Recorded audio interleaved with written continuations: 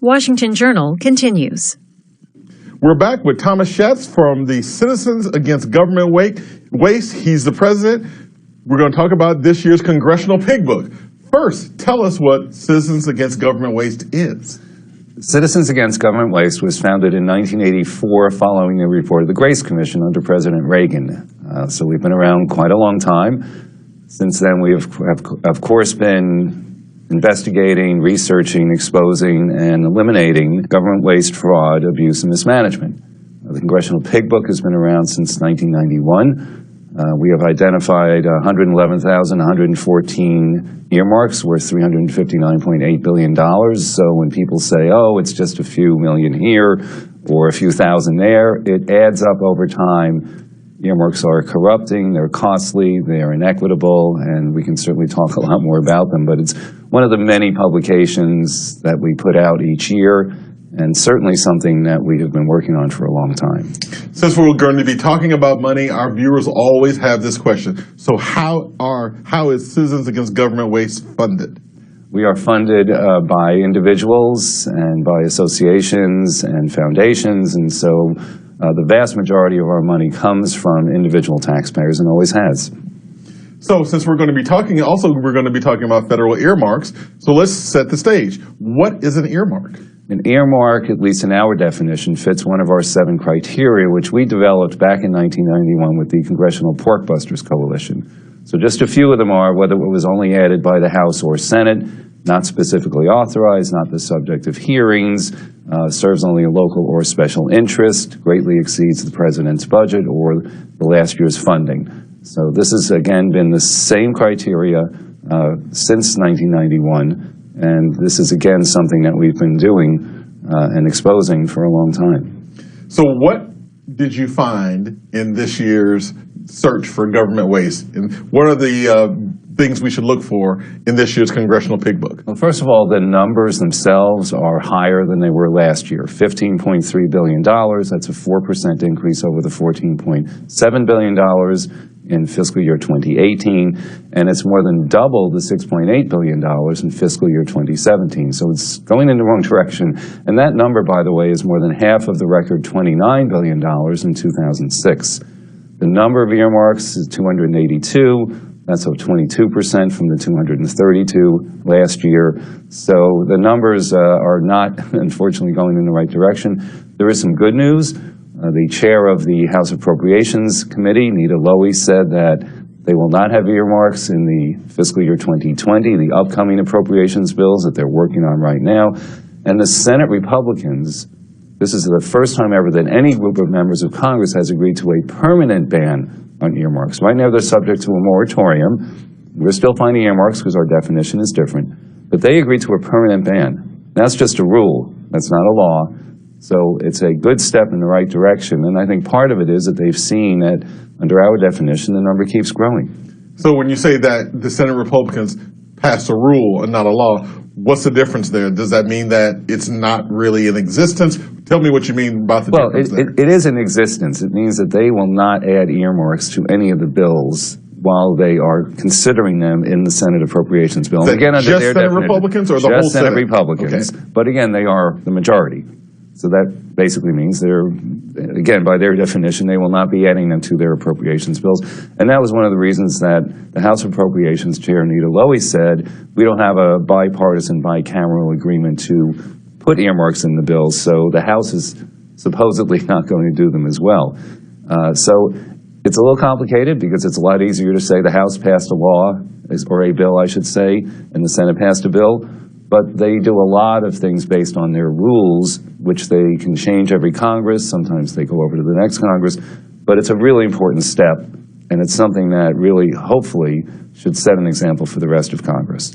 Now, what were some of the big things you found in earmarks this year? What were some of the things that you found that looked sort of weird this year? Well, weird is fruit fly quarantine, $9 million. The last time they added any of this money for fruit flies was 10 years ago. So a lot of these things kind of go in and out. There's $13.8 million for wild horse and burrow management. There's also $7.9 million for fish screens and $863,000 to control brown tree snakes in Guam. Wow. So where do these earmarks come from? Who's putting these into these bills? So that's the great question. Who's putting them in? In the 111th Congress, there was a rule that required members to add their names to the earmarks. So in the back of each appropriations bill, there was a list at the name of the member, the project, where it was going, how much it was going to cost. During that time, to show the inequity of earmarks, the 81 members of the House and Senate Appropriations Committees constituted 15% of the entire Congress. But they got 51% of the number of earmarks and 61% of the money. So this is an incredibly inequitable process where the majority of the earmarks and the money goes to a very small group of members. This year, the only one we know for sure, Senator Brian Schatz, no relation, added $16.7 million for the East-West Center in Hawaii, which was the center's entire budget, the entire federal share of the budget. They had a North-South Center. They got rid of that in 2001. Federal funding was cut off. It still exists. So the East-West Center should go out on its own as well. It's only because of one member of Congress that this money went in there. Now, there are some people who defend earmarks. In fact, former Virginia Republican Tom Davis was on this program on Monday and offered his defense of earmarks. Here's what he had to say. So it's a constitutional responsibility of the House of Representatives. Earmarks do two other things. They allow members to personalize their districts, to show their constituents that there's a reason for keeping them around because they can bring back certain projects that may not be able to get funded if they have to go through the bureaucratic model otherwise. And third, and the most important thing is it makes the default vote yes on an appropriation bill as opposed to no. If I've got a bridge or something in that bill, it makes it a little bit easier to pass it. And it was kind of the glue that held legislation together, and it brought Republicans and Democrats together because they both have something going. I'll give you an example. In my district, I wasn't Tom Davis, the Republican. My presidential candidate never carried my district. I was a Republican in a district that was designed to be more or less a swing, but a more Democratic district.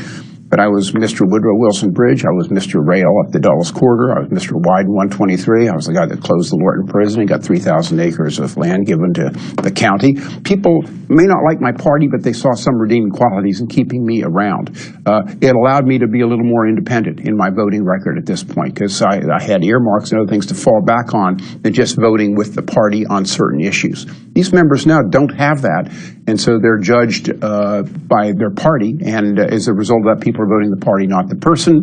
It's, I think, it continued to advance the movement from a democratic model to a more parliamentary model in terms of how we're electing people, and I think it's been bad for government. So I bring them back. I bring them back with more transparency and the like. So respond to former Representative Davis's defense of earmarks there. Well, at least he didn't go to jail in the 2000s like some of his colleagues, because this is a corrupting process. As former Senator John McCain said, when the members who have the power use that power, it's a corrupt system. That's not an exact quote, but he talked about the fact that, as I said a few minutes ago, the members of the appropriations committees get the majority of those projects. So it is not equitable. It goes to people in power.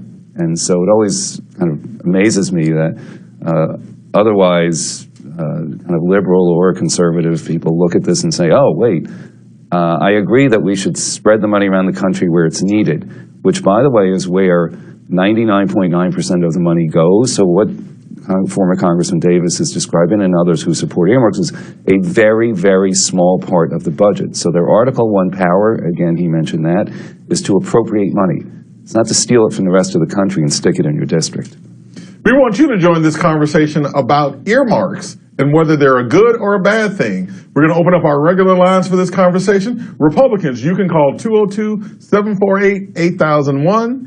Democrats, 202-748-8000. Independents, your number is 202-748-8002. And we're always reading on social media, on Twitter at CSpanWJ and on Facebook at facebook.com/CSpan. And let's let Harold, who's calling from East Alton, Illinois, join the conversation. Harold, good morning. Good morning. I think these earmarks are just another way to bribe a congressman or somebody to vote their way on a bill that they normally wouldn't vote on. I think the money and the politics is the main problem with all of this. Maybe we should have some term limits. I think the congressmen will do whatever they can to stay in there, and they only make $175,000 a year, and most of them are Harvard-educated lawyers that could be six-figure employees, but they choose to keep that job for some reason. And I think the lobbyists that go in there, lobbying used to be where you get a number of people to sign a piece of paper saying they all agree with that, and you take it to your congressman. You don't take an envelope full of money from a big bank and go over there and say, well, I need this bill passed, and could you get it thrown through with one of them earmarks in it or something? Go ahead and respond, Tom. Well, we call earmarks legalized bribery, except when it becomes illegal, as it did in the 2000s. Former Congressman Duke Cunningham went to jail over earmarks, Bob Ney, lobbyists, staff. So it can certainly become corruptive. There's no doubt about it. And yes, it's something that members do use to help themselves get reelected, but it's not really, again, a big piece of what they do, and not all of them have done it. So we don't think it should be coming back at all. And that's why we're happy to see the Republicans in the Senate agree to a permanent ban. Now, one of the earmarks that you found in this year's book goes for the F-35 fighter jet. And we actually had a flyover in D.C. of one of those jets earlier this week. In fact, let's look at some of the footage of that flyover, which was provided to us by ABC News. So if we were all in Washington, we could all hear that flyover that happened earlier this week from that fighter. So what did you find out about the F-35 fighter, and why is it in this year's Congressional Pig Book? Well, the F-35 is behind schedule. It's 8 years behind schedule. It's far over budget. It's almost twice the amount per plane that they thought it would be. The lifetime maintenance costs and operations costs will be $1.2 trillion. That's up 20% from $1 trillion a few years ago. Most expensive weapon system in history. There were reported problems. There were more reported problems this week. They added $1.8 billion in additional Joint Strike Fighters, 16 planes spread across the services. It was certainly ironic. I happened to be on another network talking about earmarks at the time the F-35 flew over, and there it was. So, yes, we should be creating new weapon systems. We should be working on defense, but we shouldn't be wasting money like that.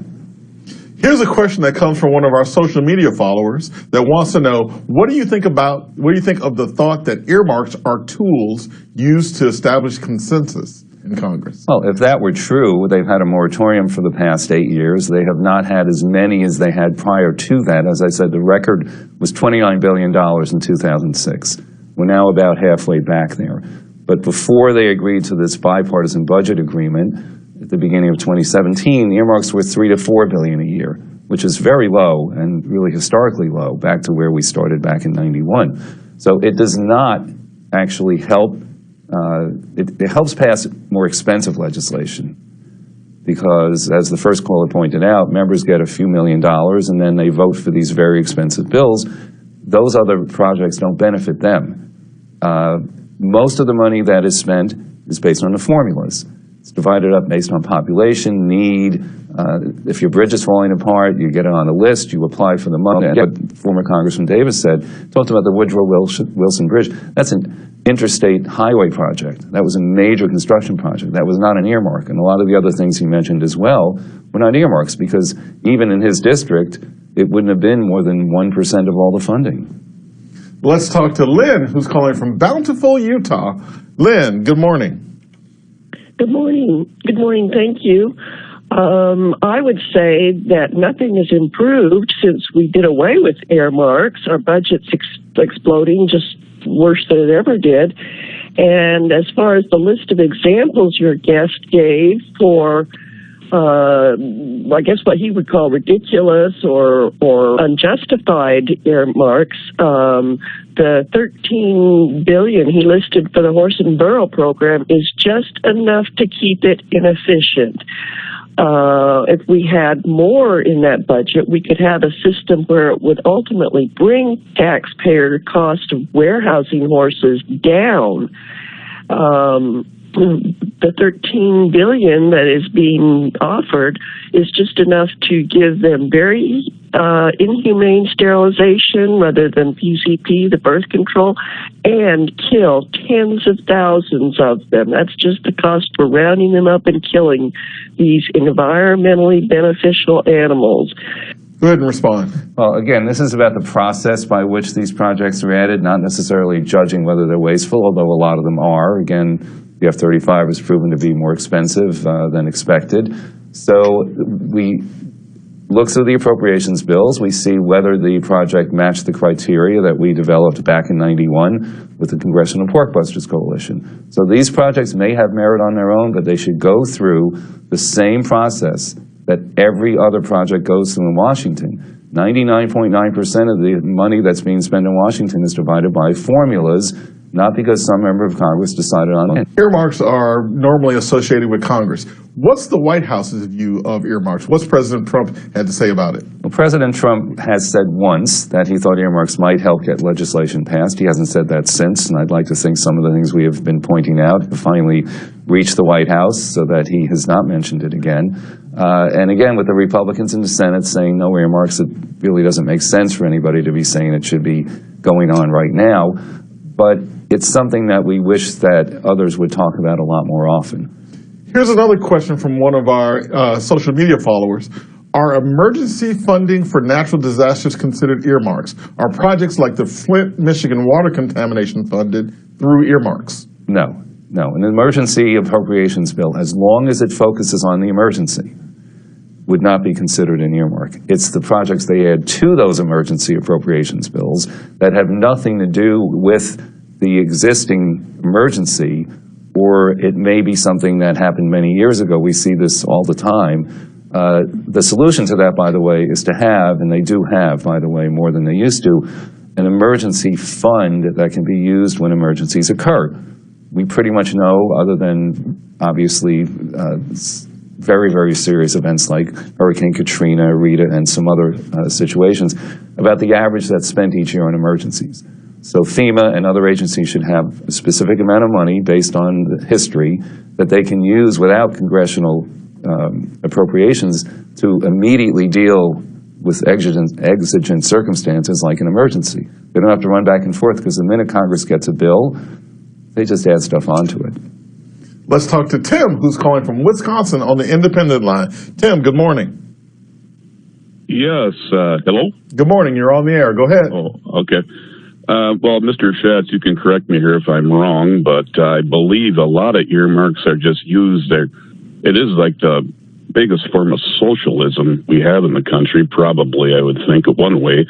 And another thing, a lot of these, you talk about government waste. I mean, my God, most of those departments we have in the government, like the Department of Education, of Agriculture, those are totally unnecessary. We could save a ton of money if we just got rid of those departments. Now, saying that, of course, I realize that, that's kind of wishful thinking on my part, but, things like funding Planned Parenthood with taxpayer dollars. I mean, there's so much waste that could be, could just be taken away, but there's so many people in Congress that have a vested interest in a lot of earmarks because, like I can't remember the congressman's name he had on before, but Mr. Davis said that, well, that's the way to get reelected. Well, since when is that a way to get a program in? I mean, just so you can get reelected. And I just think that they're one of the biggest most corrupting things in Washington. Well, I'll certainly agree with your last comment. It is corrupting, and it is obviously a priority of most members to get themselves reelected. But if they think that not getting earmarks will help them get elected, then that's really the incentive that we're looking for. If they're doing other positive things for the country and they're not getting earmarks in, then that, I think, would help reduce spending. Let's go to Linda, who's calling from Iowa on the Republican line. Linda, good morning. Hey. Go ahead. Good morning. I was curious about Mr. Schatz's time in contributing to this cause that he has, and how does he get his funding? Well, we mentioned the funding earlier. We get the vast majority of our money from individuals. We get some from foundations and some from associations. And so, again, the organization has been around since 1984. 4 following the report of the Grace Commission. I joined in 1986, so I've been doing this for quite some time. Now, you said earlier that Republicans in the Senate said they were not going to do earmarks. You talked about Nita Lowey in the House. But if I remember correctly, didn't years ago Congress said they were going to stop doing earmarks? Well, moratorium. Moratorium. Okay, so moratorium is not a ban. Right. Moratorium, as we know, is a temporary suspension of whatever it might be. It's a temporary end to something. So our definition is not the same as Congress's. Although we point out in the Pig Book every year since the moratorium that projects that were earmarks before the moratorium, we are still finding, and we consider them to be earmarks after the moratorium. We don't know why they don't. And the East-West Center is a perfect example. The one I mentioned earlier, Senator Brian Schatz added it to the appropriation bill, and the State Department didn't request the money. That's one of the criteria. The House didn't add the money, another criteria, and he just added it in on his own in the Senate. But, of course, the House agreed to that, which isn't helpful. But it is, in our view, without any question, under almost any definition we can find, an earmark. Let's talk to Phil, who's calling from Crescent City, Florida, on the independent line. Phil, good morning. Good morning. I have a few observations for Mr. Schatz regarding the overall spending versus military spending. And I wanted to know, my understanding is 54% or 50% of our tax dollars go to the military. And I remember Mr. Howard's farewell address, military industrial spending, and the NDAA bill at the end of the year that's for National Defense Authorization Act. When these bills come about, you can pretty much throw anything in it, and then if anyone questions it, they come back with the old, you're not supporting our troops. And then there was the cost plus spending I learned of from the film Iraq for Sale about 15 years ago.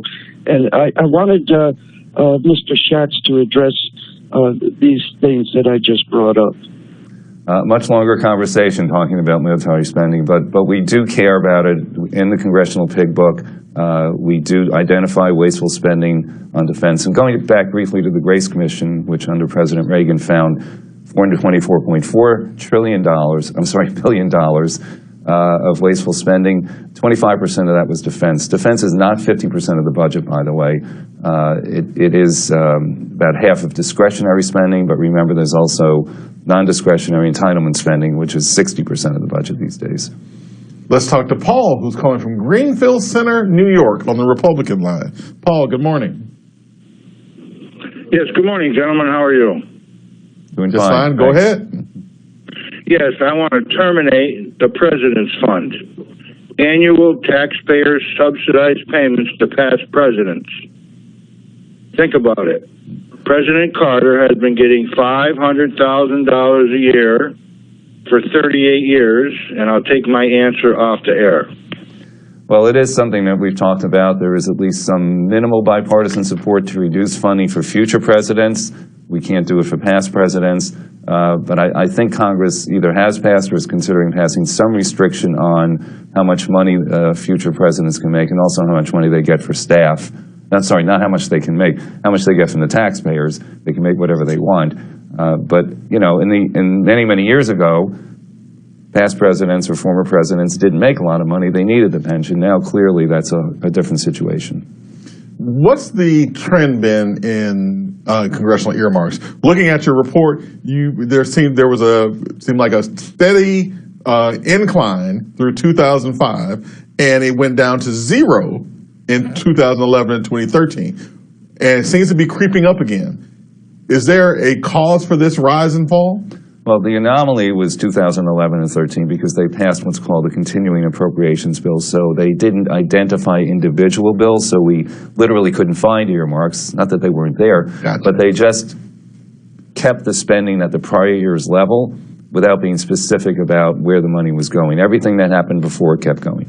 So the trend was after the moratorium to average about $3.5 billion a year, and now it's back up over the past 2 years to an average of $15 billion, and the difference has been this bipartisan budget agreement. They increased overall spending by 13%, but they increased earmarks by more than 70% over that period of time. So this has been a massive increase, far greater than the increase in overall spending. And again, one of the reasons why, if they bring them back, they will again be out of control. Now, once again, is it easy or hard for voters to find out who's behind these earmarks? It's a lot harder than it used to be because they claim they are not adding the earmarks, therefore they don't have the transparency. And the rules that they had for transparency only applied during the 111th Congress, which is why we know that 15% of Congress, the appropriators, got more than half of the earmarks and more than half of the money. Let's talk to Maria, who's calling from Westville, New Jersey, on the independent line. Maria, good morning. Yes, good morning. I have a couple of questions I hope can be answered. For many years, we've been promised an audit of the Pentagon spending, and it's never happened. I want to know who's responsible for doing the audit and why it hasn't been done. As for earmarks, I'm more concerned with international earmarks that we have. We give to NATO, and we never get, any sufficient money back from them. They have a lot of benefits. They have free university in Europe. They have a month off, and our citizens are getting screwed. Our Social Security fund has been looted, and I want to know when the American Eagle is going to do a giant clawback on the Pentagon and all the people in office who actually are traitors to their own country. Thank you very much. Well, Pentagon Audit, they have done one audit, and they, of course, didn't pass the audit, and so we have very much been behind that. We think it's extremely important. In fact, Citizens Against Government Waste was behind the Chief Financial Officers Act, which set in motion the idea that these agencies should be audited. In regard to NATO, it's not earmarked as such. People might consider foreign affairs or foreign contributions wasteful spending. It's also a very small part of the budget. Let's talk to David, who's calling from Columbia, Missouri, on the Democratic line. David, good morning. Hi, how are you this morning? I'm doing good. Go ahead. My call. I was listening, and this is the first time C-SPAN has ever answered the phone during the first ring of the phone, and it just kind of threw my question right out of my brain, but it has to do with how they've got that tagline on people that are drawn like Social Security, the necessary spending for our schools, the necessary spending for, our waterways, the necessary spending for forest, revitalization. There are all those things that are necessary. And they've got a tagline on it, and I forgot the word that y'all used. And I think that's shameful because when you're already making it to where people just cannot make a living anymore, that lives with the cost of living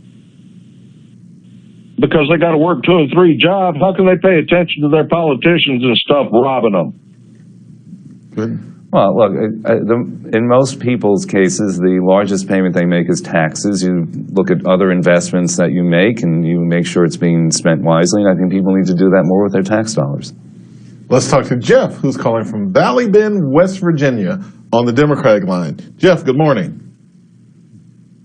Good morning. I've got a question as to who's authorizing all this spending for Trump to fly all over the country every week and hold these campaign rallies, probably cost $1 million a trip. Did Congress authorize this spending, or, who's paying for all these campaign rallies? Well, the campaign would pay for the campaign rallies. They have to reimburse the government, as every other campaign has had to do for every president, regardless of which party they represent. We would like to thank Thomas Schatz, the president of Citizens Against Government Waste, and who just put out the 2019 Congressional Pig Book that identifies earmarks in our government system. Thomas, thanks so much for being with us this morning. Thank you very much. Coming up, we're going to take your calls on Campaign 2020. We're going to open up our regular line. So Republicans, your line is 202-748-8001. Democrats, 202-748-8000. And Independents, your line is 202-748-8002. We'll be right back.